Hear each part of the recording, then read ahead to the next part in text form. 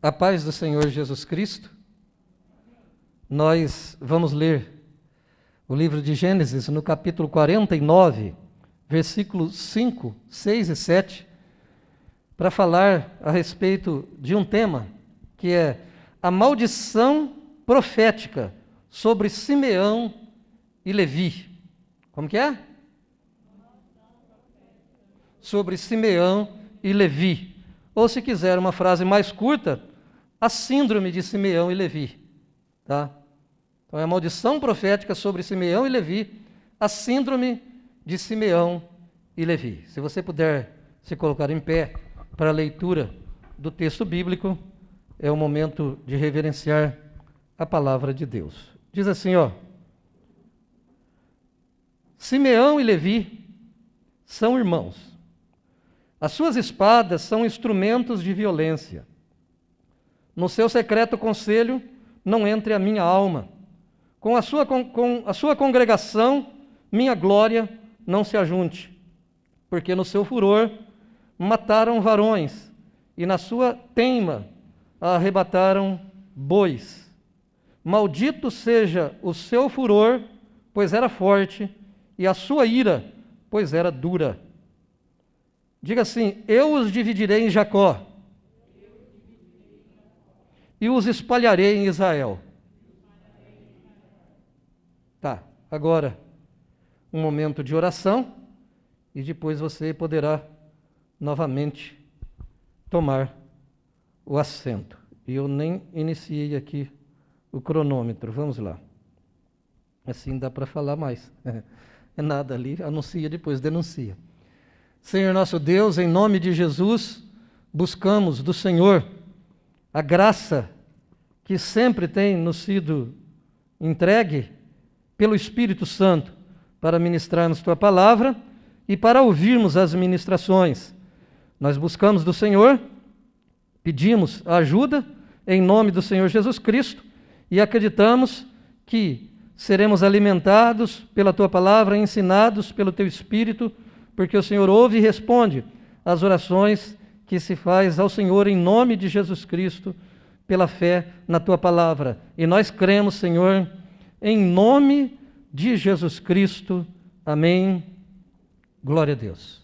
Pode sentar. Todas as palavras proferidas por Jacó neste capítulo, elas possuem um caráter profético.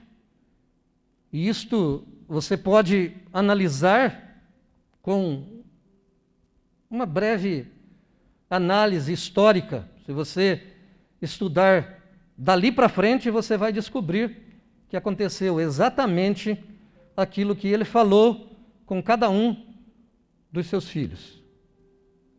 E o que vamos fazer na ministração dessa noite é, primeiro, analisar um princípio da maldição profética, tá? Analisar alguns textos da Bíblia Sagrada, isto de acordo com esse direcionamento que estamos tomando, falar a respeito das maldições, de acordo com a palavra de Deus, dos princípios existentes aqui. Depois, nós vamos praticamente recapitular uma ministração que eu já fiz, com o tema Síndrome de Issacar, que está no versículo 14 e 15. Eu me lembro de ter pregado mais de uma vez essa ministração, com um tempo perto de 1 hora de ministração. Não vou pregar novamente esta mensagem, porque o tempo não permitiria, e penso que a sua paciência também não, de me ouvir pregar novamente, com todas as riquezas de detalhes, esse mesmo tema. Eu vou recapitular, porque ele está implícito nesse estudo. Eu já afirmei mais de uma vez que cada uma dessas falas aqui, de cada um desses filhos, é objeto de estudo, Dá para se fazer uma ministração em cada um desses casos, e fizemos então no menino, no filho chamado Issacar. Vamos recapitular isto. Hoje vamos falar lá no final, especificamente, na última parte da nossa ministração, a respeito de Simeão e Levi, a maldição sobre Simeão e Levi. Tá? Então, Provérbios capítulo 26 e versículo 2, na linguagem ACF, os textos que vou ler aqui estão na linguagem ACF, e eu estou na primeira parte desta ministração, que é o princípio de uma maldição profética. Você fala, puxa vida, maldição? Que história é essa? Vamos ver aqui. Provérbios 26, 2 diz assim, ó: como ao pássaro o vaguear, como a andorinha o voar, assim a maldição sem causa não virá. Então a primeira coisa que nós precisamos entender, antes de falar desse assunto, é que maldição profética, de acordo com a Bíblia, de acordo com a palavra de Deus, ela só acontece se existir uma causa para isto. Tá? Então esse medo de maldição, esse medo de coisas nesses termos que estamos falando, ele não precisa existir, a menos que exista uma causa. Então, Provérbios 26, versículo 2, mostra que este é um princípio, o princípio segundo o qual a maldição sobre a vida de uma pessoa, se estamos falando de maldição profética, se estamos falando de algo ligado ao reino de Deus, não acontece a menos que exista uma causa para isto. É preciso entender isto. Tá?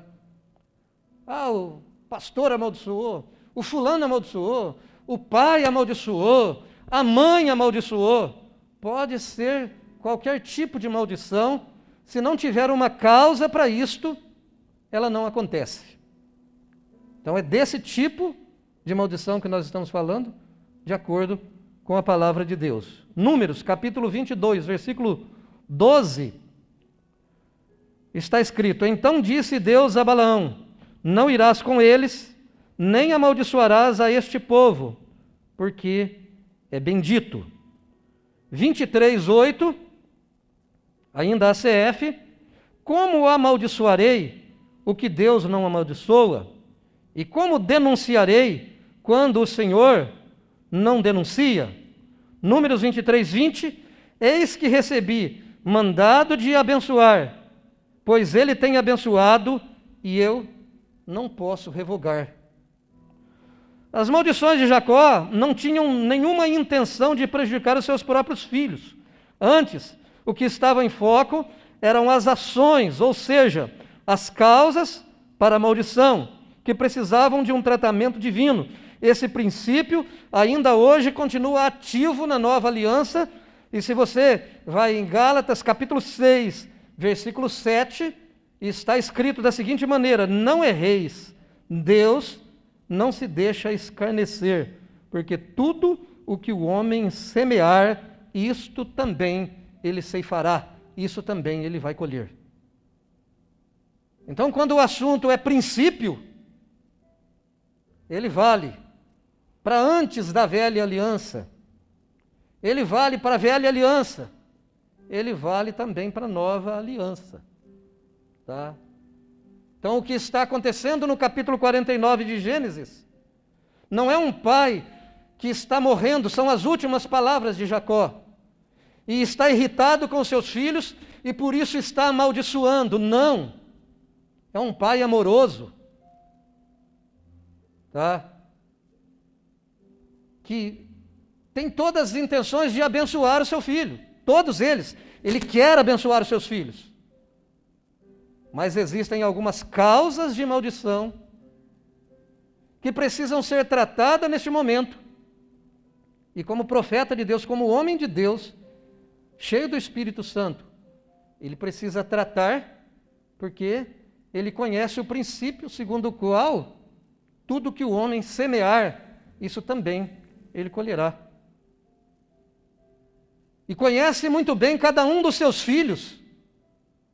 E não conhece só de uma forma psicológica, ele conhece de uma forma espiritual, ao ponto de ter autoridade para dizer: é isto que vai acontecer na sua vida. Isto vai acontecer na sua vida por esta razão. Se você iniciar, não vou pregar sobre isto, mas olha só. Chamou Jacó seus filhos, versículo 1, e disse: ajuntai-vos e anunciar-vos-ei o que vos há de acontecer nos derradeiros dias. Ou seja, isso é profético. Eu vou falar o que vai acontecer na vida de vocês lá para frente. Eu estou morrendo, mas eu vou dizer isso para vocês. Rúben, tu és o meu primogênito, minha força, o princípio de meu vigor, o mais excelente em alteza e o mais excelente em poder, inconstante como a água, não serás o mais excelente, porquanto subiste ao leito de teu pai, então o contaminaste, subiu à minha cama. Ele teve um relacionamento com a concubina de Jacó, e isso parece não ter causado nenhum problema, mas Jacó sabia muito bem que haveria uma consequência. Eu não estou falando, não coloquei aqui como objeto de nosso estudo Rúben, mas ele começa falando sobre isso. Você pensa que ficou no esquecimento, mas esta atitude que você tomou, como filho de Deus, como homem de Deus, como filho de Jacó, vai render a você a perda da bênção da primogenitura. Você é o primogênito, tem o direito das bênçãos da primogenitura. Espiritualmente falando, você deveria ser o mais abençoado, você deveria receber a melhor parte, mas porque você fez isto, não vai receber. Então não vou falar sobre Rúben, mas é isto que Jacó está falando. Está falando de atitudes com as suas consequências. Não porque Jacó decidiu e falou: eu quero que seja desse jeito, mas porque ele conhece Deus o bastante para ver a história lá na frente, o que vai acontecer por causa da atitude que foi tomada aqui atrás, que foi tomado antes, inclusive, deste momento aqui. Então, é princípio que nos apresenta causa e efeito, tá? E princípio válido para o pleno século XXI, que diz: Deus não se deixa escarnecer. Isso quem está falando é Paulo aos Gálatas. Não erreis, não se enganem. Deus não se deixa escarnecer, porque tudo o que o homem semear, isto também ele ceifará. Então, cada palavra desta de Jacó a um de seus filhos é a justa retribuição no mundo espiritual daquilo que cada um de seus filhos houvera semeado. Tá? Então agora, feito esta consideração, em um primeiro momento, sobre o princípio desta maldição, tá? Que Jacó não está irritado com seus filhos, querendo amaldiçoar os seus filhos, mas está entendendo que isto vai acontecer e está anunciando isto profeticamente,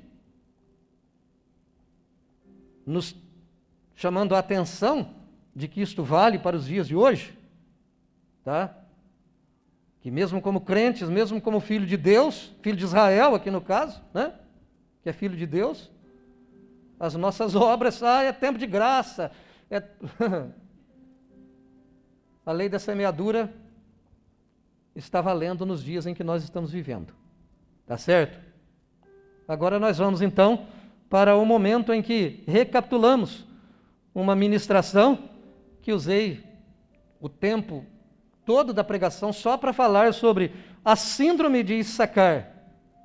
A síndrome de Issacar está no versículo 14 e 15, diz assim, ó: Issacar é jumento de fortes ossos, deitado entre dois fardos. Viu ele que o descanso era bom e que a terra era deliciosa, e abaixou o seu ombro para acarretar, e serviu debaixo de tributo. Tá? Vou fazer a leitura de um comentário que você pode encontrar nos livros físicos ou virtuais de Moody. Comentário de Moody, naquelas Bíblias com comentários, se tiver o comentário de Moody, é isso aqui que você vai ler. Diz assim, ó: Issacar, o quinto filho de Jacó com Lia, está representado como um forte amante do descanso e do sossego. Como um boi, a palavra Hamor, literalmente, que é traduzida aqui por jumento, significa asno, burro, jumento. É mais ou menos, você é burro, você é um jumento, é mais ou menos isso. Pelo contrário, não se refere ao animal selvagem, veloz, fogoso, que dá na vista do espectador. Pelo contrário, designa a forte besta de carga que se submete ao jugo mortificante sem se queixar, a fim de poder ficar livre para deitar-se sossegadamente, com tranquilidade e conforto. Jacó estava predizendo que a tribo de Issacar se submeteria à invasão dos cananitas, que lhe colocariam um jugo. Em vez de lutar, os homens dessa tribo submissamente se tornariam escravos dos povos da terra, prefeririam a vergonha e a escravidão em lugar da ação corajosa. O que está recebendo o tratamento na maldição profética é a causa que levou Issacar a se submeter à escravidão. Agora não é o comentário dele, agora fui eu que escrevi. Leio de novo. O que está recebendo o tratamento na maldição profética é a causa que levou Issacar a se submeter à escravidão, quando deveria ter literalmente lutado por sua liberdade. Então aqui temos como causa da maldição a preguiça e a covardia. Esses defeitos, ainda hoje, podem levar filhos de Deus a uma vida de maldição ao invés de bênção. Me lembro de ter pregado uma mensagem com o tema Vivendo Desgraça no Tempo da Graça. Tá? Então, além de ter aqui uma ministração específica só sobre a síndrome de Issacar, ainda tem uma outra pregação com esse tema, Vivendo Desgraça no Tempo da Graça. Por quê? Jacó percebe a preguiça desse filho, percebe a falta de coragem ao enfrentar os inimigos, e ele percebe que esta qualidade, entre aspas, ou seja, esse defeito, seria tratado por Deus. E pelo Espírito Santo, ele viaja na história lá na frente, e ele percebe isto que o comentário de Moody vai dizer, isso já é histórico. Que é o fato de ele se submeter ao ponto de, em um tempo de conquistas, tempo que Israel está crescendo na terra que emana leite e mel, cada um está tomando a sua parte na herança, ele é escravo na terra que emana leite e mel. E ele está dizendo, você não precisaria ser assim.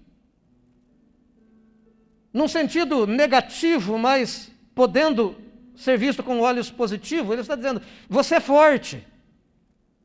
Você tem ossos fortes, você é alguém que preferiu usar a sua força para se submeter ao seu inimigo. Sabe?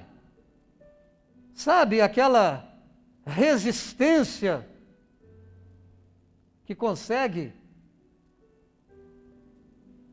ser dominada, que consegue suportar as coisas, que fala, tá bom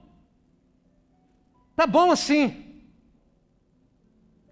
Se houvesse um esforço, se houvesse uma compreensão de quem é, ele poderia muito bem virar o jogo. E ao invés de ser escravo daquele povo, aquele povo ser escravo dele. E eu não estou falando do Issacar em si, eu estou falando da família de Issacar, eu estou falando de toda uma tribo, eu estou falando de toda uma descendência que sofre as consequências. E aí eu não estou dizendo se eles têm razão ou não, porque eu não estou aqui para aprovar ou reprovar outras denominações. Mas não é sem causa que a Igreja Universal do Reino de Deus, em seu trabalhar espiritual, quando promovem as suas campanhas de libertação, batem muito na tecla chamada espírito familiar. Batem muito na tecla de demônios que parecem acompanhar uma família, parecem acompanhar toda uma geração, às vezes até uma segunda geração, até uma terceira geração. Porque de repente a preguiça de um filho, sabe, um Issacar, que tem condições para tomar a sua espada e sair para a guerra. Alguém que tem condições de fazer diferente, de lutar. Mas o camarada não tem coragem para trabalhar, não tem coragem para agir, não tem coragem de fazer a diferença, porque, vamos ser honestos,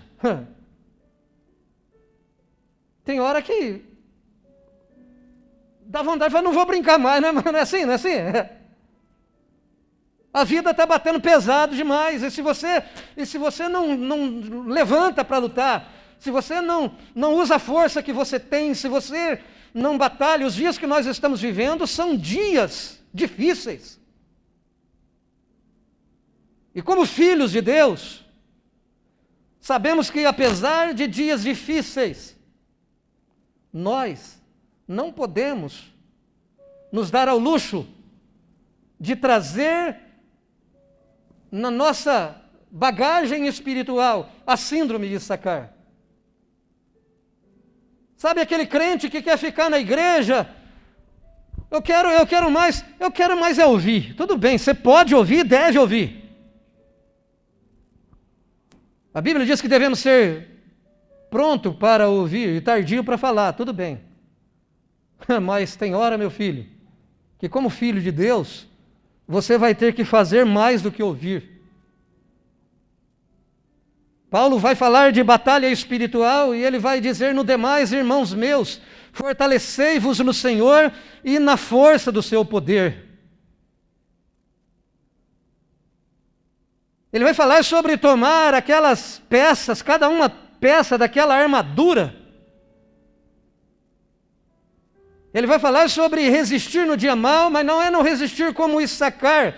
Tudo bem, eu estou como escravo, mas eu me faço forte para resistir o tempo da escravidão, enquanto Deus não está interessado em pessoas que sejam fortes simplesmente para resistir no sentido de suportar o diabo. Tem gente que pensa que resistir o diabo significa simplesmente, pode fazer o que você quiser, diabo, que eu aguento, que eu suporto, porque resistir o diabo, o Tiago vai dizer assim, ele fugirá de vós. Não é o resistir passivo, que diz pode pôr a carga. É isso que fala, ele se colocou debaixo do jugo. O jugo não era dele, aquela carga não era para ele, aquele sofrimento não era para ele, aquele problema não era para ele, mas ele abaixa, ele se submete, ele se coloca em uma submissão que ele não deveria estar se colocando. Mesmo tendo força para vencer, ele não tem coragem para lutar. Ele prefere a preguiça, porque tem horas, tá? Que a impressão que a gente tem é que ficar calado, ficar parado, ficar sem fazer nada parece que é melhor. Eu sei porque sou funcionário público. Eu já ouvi a seguinte frase: não quero aprender mais nada não. Quanto mais você aprende, mais você trabalha. É mais ou menos assim. E aí alguém já usou a seguinte frase: você quer ser atendido? Peça para alguém que está ocupado. Aí o Cortella vai dizer que um professor perguntou uma vez sobre o que, não lembro quem é o personagem, você sabe o que ele fez? Aí alguém respondeu lá no meio, ele fez o que pôde. Porque é o que você ouve, é mais ou menos o seguinte, eu faço o que posso. Eu faço o que dá para fazer. mas filho de Deus, filho de Jacó, filho de Israel, homem de Deus, mulher de Deus. Tem a presença do Espírito Santo. Alguém já falou que o Espírito Santo está aqui hoje? Sim ou não? A presença do Espírito Santo está aqui. E se o Espírito Santo está aqui, o diabo tem que cair por terra em nome do Senhor Jesus Cristo. Não é simplesmente resistir, é simplesmente ir para a guerra e dizer: você vai ter que sair daqui em nome do Senhor Jesus. Saia em nome de Jesus, eu exijo isso. E aqui no caso de Issacar, tinha que ser literal, era inimigo literal, tinha que pegar a espada e cortar o pescoço, tinha que sair para a guerra, tinha que simplesmente colocar o pescoço a prêmio, porque você fala: eu não quero saber desse negócio de batalha espiritual, não, porque depois a coisa ferve para o lado da gente. As pessoas que batalham muito espiritualmente, o demônio se levanta, e daí que se levante, quantas vezes se levantar, vai cair em nome do Senhor Jesus Cristo. Não quero para a minha vida a síndrome de Issacar. Eu não quero como consequência de uma preguiça espiritual, contextualizando e trazendo isso para os nossos dias. Viver desgraça em tempo de graça, quando o Espírito Santo está cheios de desejo de abençoar, cheios de desejo de derramar a sua presença, de usar as pessoas, de fazer obra na vida das pessoas. Falar: eu vou lá assistir uma reuniãozinha de vez em quando. Não, eu tenho que dar a cara a tapa, eu tenho que ir para a batalha, eu tenho que fazer a minha parte em nome do Senhor Jesus Cristo. Tenho que fazer isto. Por quê? Porque a síndrome de Issacar me diz que não fazer isto traz consequências, sabe? Sabe quando o pai não vive a vida de oração que deveria viver e os seus filhos herdam consequências por isso? Lembra daquele menino que os discípulos tentam expulsar o demônio, mas não conseguem? E Jesus, quando desce da montanha, pergunta: quanto tempo faz que ele está assim? E o pai responde: desde a infância. Desde a infância. Trouxe aos teus discípulos, mas eles não puderam expulsar. Mas se tu podes, ajuda-me. Jesus olha e diz assim: se eu posso, tudo é possível, se você pode crer. Se você pode crer, todas as coisas são possíveis. Ele está dizendo o seguinte: o seu filho está desse jeito porque você não consegue crer, você não consegue exercitar a sua fé. Você permitiu que esse mal entrasse e dominasse esse filho com esse espírito até hoje. Então, antes de curar aquele menino, Jesus primeiro precisa curar a fé daquele pai, que é de repente um Issacar covarde, que não enfrenta o demônio, que não cresce na fé, que não melhora a sua vida espiritual e, como consequência, tem um menino com uma epilepsia do inferno. Já sabemos que aquele pai sai dali curado, mas o filho também é curado pelo poder do nome do Senhor Jesus. Muito se fala neste lugar: há poder neste lugar, há poder no Espírito Santo, há poder em Jesus Cristo. Eu estou sentindo a presença de Jesus. Muito se fala a respeito disto. Para que esse poder? Por que vem esse poder? Para eu me deliciar na presença de Deus? Sim, o gozo indizível. É algo que salta para a vida eterna, é algo que só o verdadeiro cristão sente. A presença de Deus é algo extraordinário. Mas a presença de Deus tem um objetivo. O Espírito Santo foi dado por um motivo, foi dado por uma razão. Jesus responde a pergunta aos discípulos: restaurarás tu o reino a Israel nesse tempo? Ele diz: não vos pertence saber estações, tempos que Deus pelo seu poder determinou, mas receberei o poder ao vir sobre vós o Espírito Santo e ser-me-eis testemunha. E você já sabe, aquele poder do Espírito Santo que encheu aqueles discípulos é para que eles fizessem a obra de Deus, é para que eles expulsassem demônios, é para que ele curasse os enfermos, é para que eles trabalhassem de acordo com a vontade de Deus. E eu ficaria aqui, já gastei acho que um tempo demasiado para recapitular apenas a síndrome de Issacar. Mas algumas pessoas de repente não me ouviram pregar sobre isso e não sabem que Deus não se agrada de covardia espiritual, de falta de empenho, de falta de, sabe, quando você vai para a batalha, você vai, não, tá bom assim, não, sabe como é? E Jacó está dizendo, você vai ser escravo por causa disso.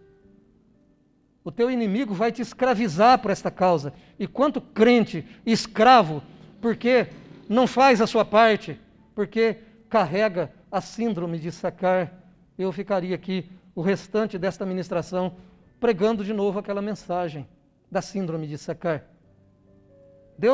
Jacó não está interessado em amaldiçoar seu filho. Ele está dizendo, essa sua inércia, essa sua covardia, essa sua preguiça, tem consequência. Lá na frente ela vai te pegar. E pegou. E sabemos que pegou. E agora, então, a maldição de Simeão e de Levi. Você nunca ouviu alguma coisa assim? Lemos no versículo 7. Maldito seja o teu furor, pois era forte, e a sua ira, pois era dura. Eu os dividirei em Jacó e os espalharei em Israel. Uma das piores coisas que está sendo agora predito como consequência de uma atitude covarde desses dois homens, Simeão e Levi.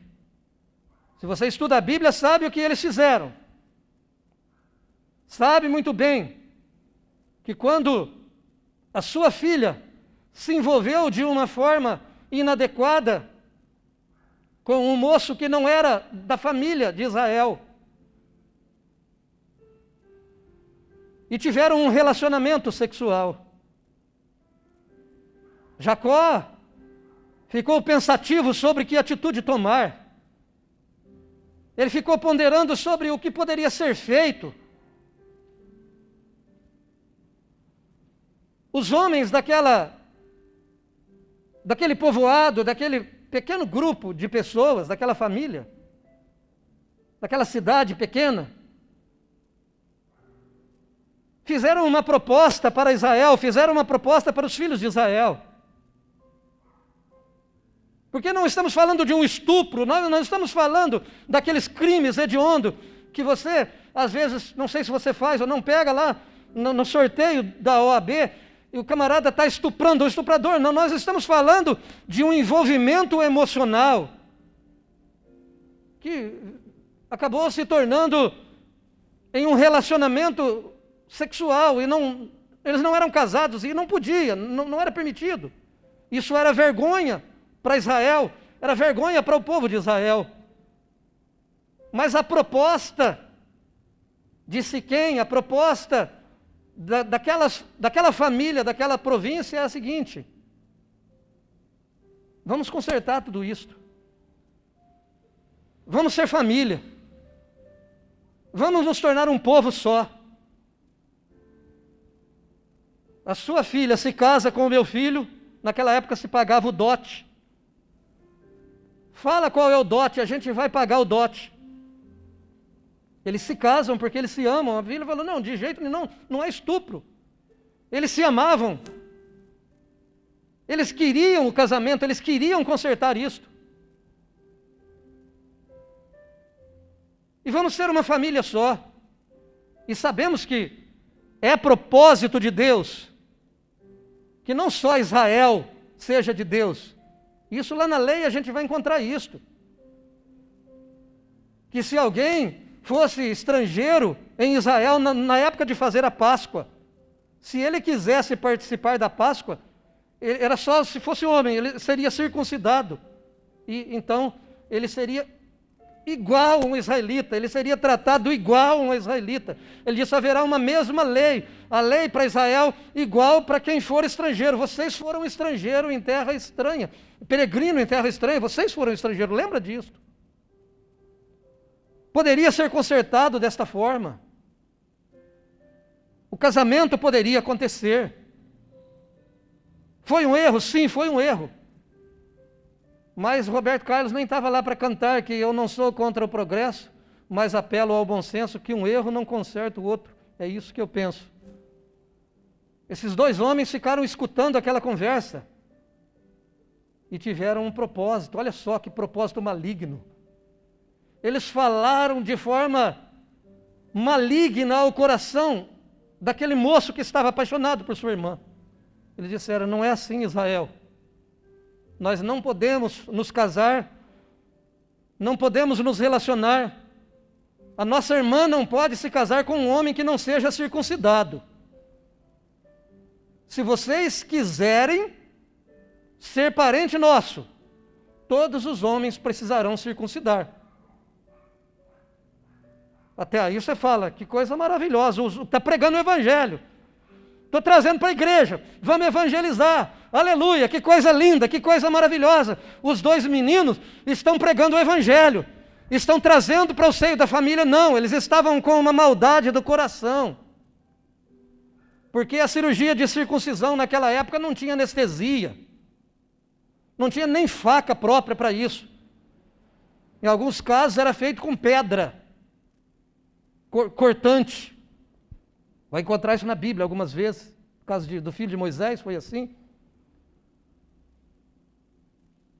E você já sabe que a cirurgia de circuncisão é muito parecida com o que se fala hoje de fimose, né? Quando se corta a carne em volta do órgão genital masculino, aquela pele que tem em volta. Você imagina cortar aquilo sem anestesia, Lourenço? Sei lá, com a faca de pão, eu não sei lá o que é. Que maravilha que é. Você corta, e aí no mínimo, no terceiro dia, sabe? Não tem aqueles negócios, aquelas pomadas com anti-inflamatório para passar, não existe. Quando chega no terceiro dia, o homem não está conseguindo nem mexer direito. E eles sabiam disso. Eles já tinham passado pela circuncisão, eles sabiam. Quando chegar no terceiro dia, a gente acaba com a raça dessa gente. Eles aceitaram. Eles falaram que estava apaixonado pela moça. Aceitamos, nós vamos fazer parte do povo de vocês. Vamos fazer parte, vamos servir o Deus de vocês. Nós vamos fazer parte do mesmo povo, vamos ser a mesma família. Mas a minha Bíblia Sagrada diz que no momento maior da dor de todos aqueles homens, porque os guerreiros eram os homens, você já sabe disso, eles não conseguiam nem se mexer na cama. Simeão e Levi tomaram uma espada afiada e entraram em todas as casas e mataram todos os homens que tinham naquela família.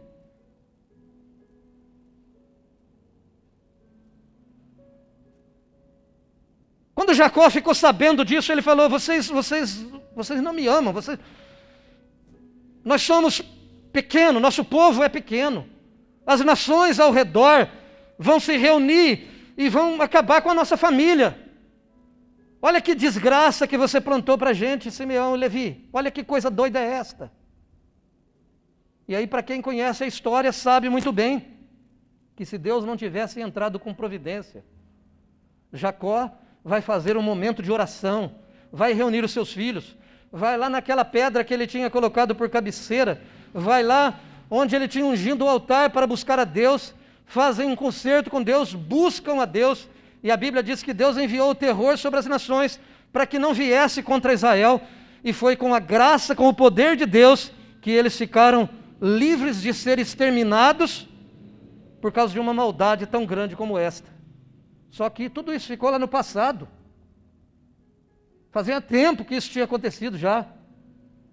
O Jacó está nos últimos suspiros. Ele vai dar essa profecia e vai morrer. São as últimas palavras de Jacó. Ele está dizendo: isso não vai ficar barato. Por causa disso que vocês fizeram, a maldição que virá sobre vocês é a seguinte: eu vos dividirei em Jacó e vos espalharei em Israel. Eu vos dividirei em Jacó e vos espalharei em Israel. Versículo de número 7. Se você abre no livro de Josué, capítulo 19, e versículo 1, na linguagem de hoje, diz assim, ó: a segunda distribuição de terras foi feita para as famílias da tribo de Simeão. A sua parte ficava no meio das terras da tribo de Judá. Versículo 9: a parte da tribo de Simeão foi tirada das terras de Judá. As terras dadas a Judá eram grandes demais para essa tribo, de modo que a de Simeão recebeu parte delas. Se você vai no comentário, dessa vez de Davidson, está escrito assim, ó: Simeão iria partilhar da herança de Judá, por ser demasiadamente grande. Simeão foi mais tarde absorvida por Judá, cumprindo-se assim, literalmente, a maldição pronunciada sobre Simeão e Levi: eu os dividirei em Jacó e os espalharei em Israel. Então, na hora de fazer a distribuição das terras, se você vai analisar, as duas tribos que os acompanhavam em guerra ficaram da além do Jordão. Já se desligaram de Simeão ali. E agora, na hora de distribuir as terras, eles não têm uma parte da terra que vai ser deles. Pega uma parte que está sobrando na terra de Judá, tem terra demais, separa ali algumas cidades, e agora eles vão morar no meio do povo de Israel lá, e mais tarde você não sabe nem onde está a tribo de Simeão mais. Cadê Simeão? Na verdade você vai falar sobre judeu, mas na verdade lá no meio tem quando fala, você vai ver cidades, quando a lista de cidade que pertence a Judá está sendo colocada em foco, você vai ver que algumas dessas cidades são essa cidade que tinha sido dada para Simeão. Então eles estão espalhados no meio de Israel e estão divididos, não tem uma terra que seja sua. Fala, não, essa é a terra de Simeão. Esta foi a consequência da família dos simeonitas, porque fizeram uma maldade desse tamanho, e a consequência está sendo tratada. Eles estão sem terra, eles estão sem teto, vamos dizer assim, sem família, porque na verdade, não vou dizer sem teto, porque eles tinham lugar para morar, mas eles não tinham a honra de dizer assim, esta aqui é a terra da tribo de Simeão. Não, não tinha isso. Por quê? Porque eles desgraçaram a vida dos outros, eles acabaram com a terra dos siquenitas, eles fizeram algo que Deus não gostou da ideia, e Deus está dizendo, isto vai ter consequência. A mesma coisa acontece com a tribo de Levi. Já em relação à tribo de Levi, sabemos que Deus impediu que recebessem terra como herança, e apesar de exercerem o sacerdócio diante de Deus, durante a maior parte da história, viveram literalmente espalhados entre o povo de Israel. Você vai encontrar lá, tem hora que fala, espera aí, esse cara não é levita?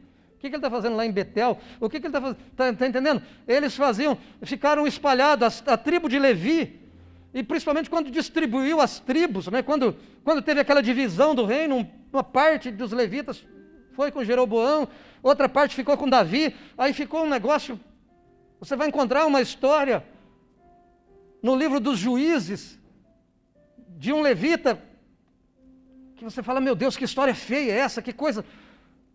São coisas complicadas, porque eles não têm herança para dizer, isso aqui é meu, não tem isso. 21, versículo 1 ao 3, diz assim, ó, a CF. Então as cabeças dos pais dos levitas se chegaram a Eleazar, o sacerdote, e a Josué, filho de Num, e aos cabeças dos pais das tribos dos filhos de Israel, e falaram-lhe em Siló,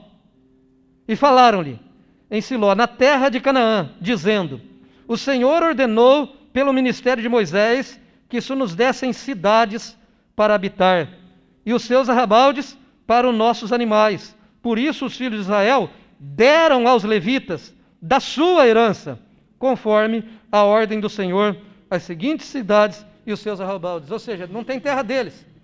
São os israelitas que têm a sua terra, que vai dar uma parte, sabe? Vai dar uma cidade, vai dar alguma coisa para eles terem um lugar para ficar e para ter lugar para criar o seu gado.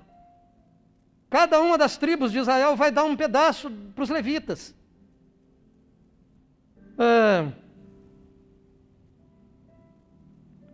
A síndrome de Issacar pode provocar o cativeiro espiritual e até mesmo físico de filhos de Deus e de famílias inteiras. Nós já vimos isso lá. Já a síndrome de Simeão e Levi parece contemporânea ao ser contextualizada. Preste atenção.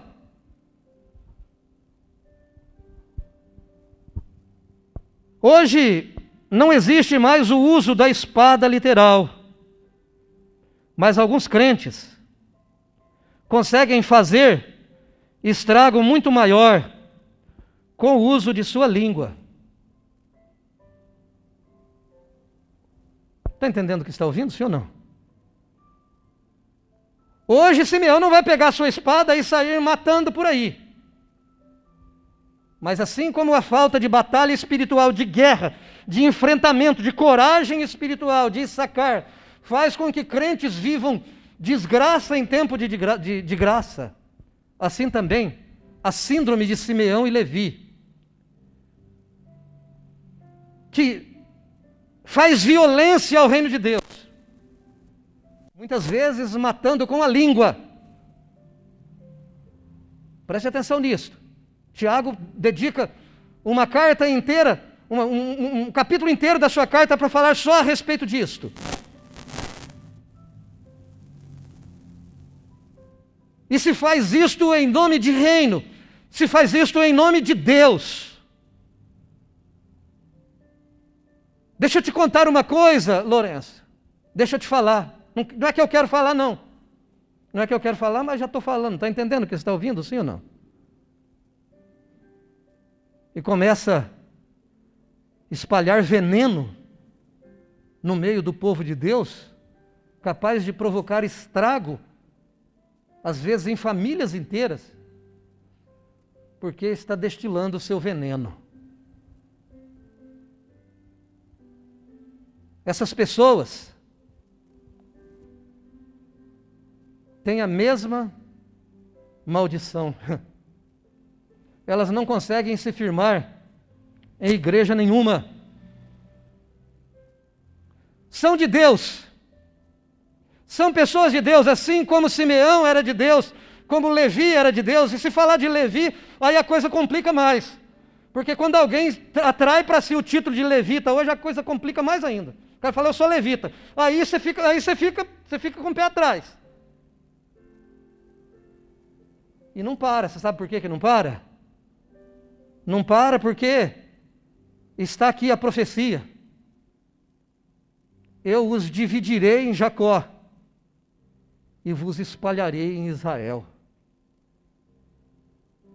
É gente que nunca terá honra de se dizer, eu tenho um histórico espiritual, eu tenho um ministério no qual o Senhor me colocou, eu faço parte de uma história que Deus está escrevendo, e essa história, por dificuldades que se tenha ou não, e por que não dizer aqui, deixa eu usar esse termo agora que vai parecer até errado, eu sou o Brasil para Cristo. Está entendendo o que está ouvindo, sim ou não? Você está entendendo? Você está entendendo esse fuso? Está entendendo o que está ouvindo, sim ou não? O turismo religioso que faz, e pula daqui, e pula dali, e pula para lá, e pula para cá, e pula para ali, e pula para lá. Por quê? Síndrome de Simeão e Levi. Sabe por quê? Porque você é filho de Deus. Porque nós somos filhos de Deus e fomos chamados para coisa melhor, amém?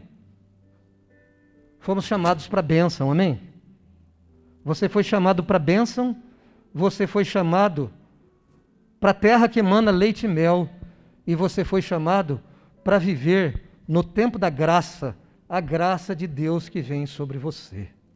Então, cuidado com a síndrome de Issacar, para não ser preguiçoso, para não ficar simplesmente comendo do ganhado, ou simplesmente pegando refeição pronta. É preciso lutar a sua guerra, é preciso fazer a sua parte como cristão, como membro da família, como membro do corpo de Cristo, como preguei aqui no domingo. A razão de Jesus ter participado da ceia apenas com 12 e não com a multidão toda, o que ele pretendia com aquilo, é o mesmo que ele pretende comigo, o que ele pretende com você. Ele pretende que sejamos família, e não família espalhada por aí. De onde que você é? Eu sou do Avivamento. De onde você é? Não, eu sou da Universal. De onde você é? Não, mas peraí, você não é do Avivamento? Não, é que eu não estou mais no Avivamento, agora eu estou no Universal. Aonde você está agora? Você está no... É mais fácil perguntar, Dilson, aonde você está agora? É mais ou menos o seguinte, não é perguntar, você está firme com Deus? Você tem que perguntar assim, aonde que você está agora? Porque vai, sabe, e vai, e roda. Por quê? É Simeão, é Levi, não tem terra, não tem raiz. Cuidado, querido, cuidado, homem de Deus, cuidado, mulher de Deus, para não atrair sobre você e sobre a sua casa nem a maldição de Issacar, que nós já tratamos aqui, e nem a maldição de Simeão e de Levi, muito menos a do primogênito lá, que nós não tratamos. Em uma outra pregação poderemos falar sobre isso. Cuidado para não ter consequências que vá trazer problema para você e para sua casa o resto da vida.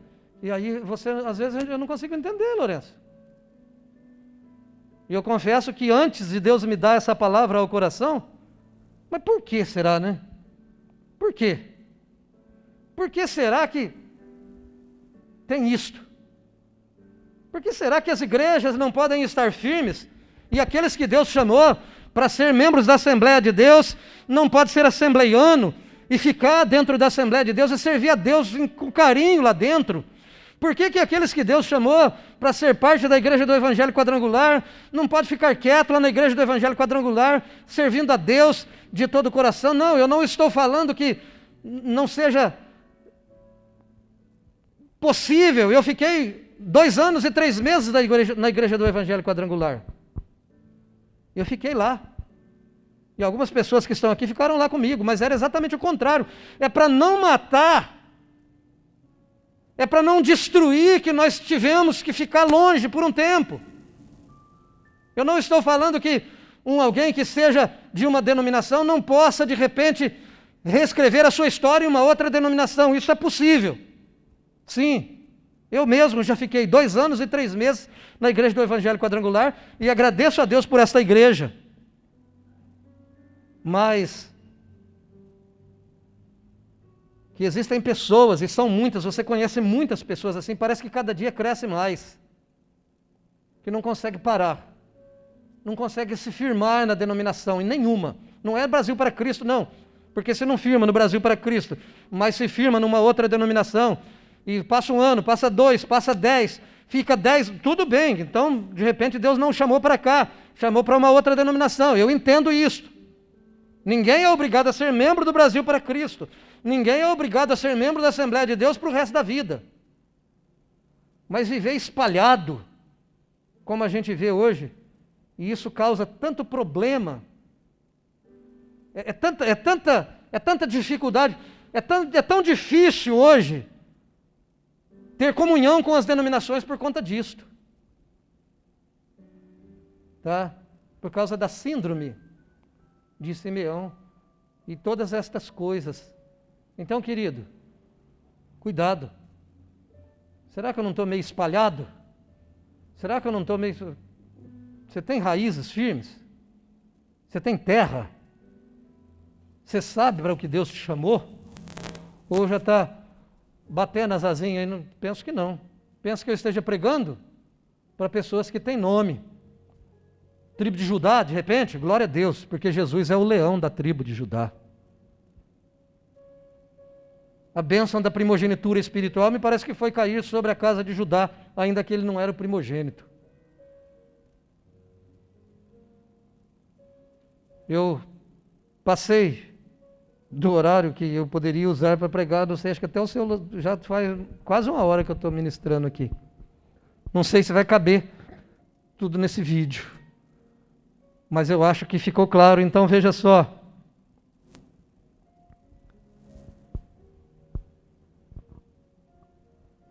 Eu escrevi: hoje não existe mais o uso da espada literal, mas alguns crentes conseguem fazer estrago muito maior com o uso da sua língua. Eles estão divididos e espalhados entre os filhos de Deus e jamais conseguirão se firmar em uma igreja. Concluímos que o capítulo 49 de Gênesis tem muito a nos ensinar. Cada maldição proferida por Jacó não tinha em si mesmo o condão ou o poder de prejudicar a vida de seus filhos. Seria impensável um pai querer amaldiçoar os próprios filhos. De fato, cada maldição bíblica segue o princípio da causa e efeito, pois a maldição sem causa não virá. Entendemos que as atitudes erradas de cada um formaram ou foram o fato gerador de cada maldição. Se você quiser ficar em pé para orar comigo agora, faça isto.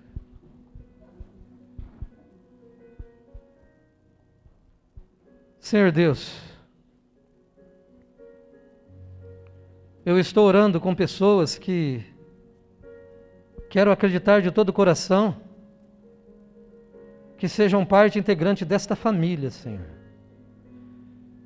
Sendo advertidos, agora estamos, ó Deus, de que a síndrome de Sacar não é uma coisa boa para mim. Ser preguiçoso espiritualmente falando não faz bem para o reino, não faz bem para a família, não faz bem para ninguém. E pode me fazer viver escravo e desgraçado em tempo de liberdade e de graça. E aprendemos ainda hoje, Senhor, que se a minha vida religiosa começar a produzir morte em nome de Deus, se a minha fala como cristão, que parece bem intencionado, mas está trazendo mais morte do que vida, se isso não for retirado de mim, se isso fizer parte da minha prática,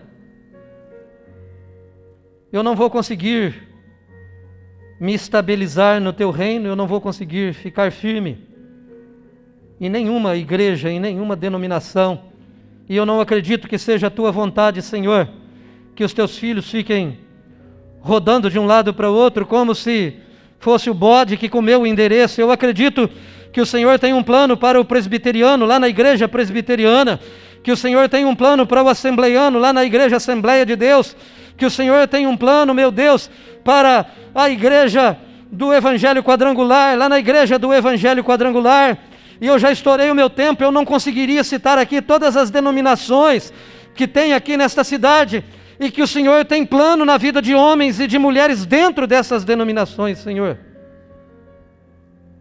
E que não é possível desenvolver um trabalho sério se não tiver raízes, se não tiver